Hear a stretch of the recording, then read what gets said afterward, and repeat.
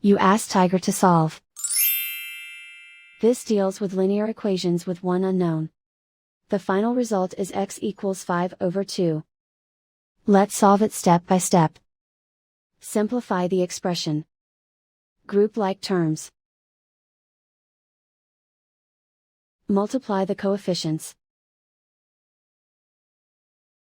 Expand the parentheses. Simplify the arithmetic.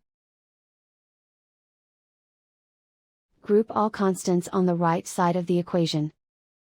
Subtract 16 from both sides. Simplify the arithmetic.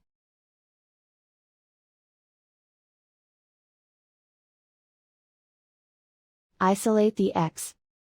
Divide both sides by 8. Simplify the fraction. Find the greatest common factor of the numerator and denominator. Factor out and cancel the greatest common factor.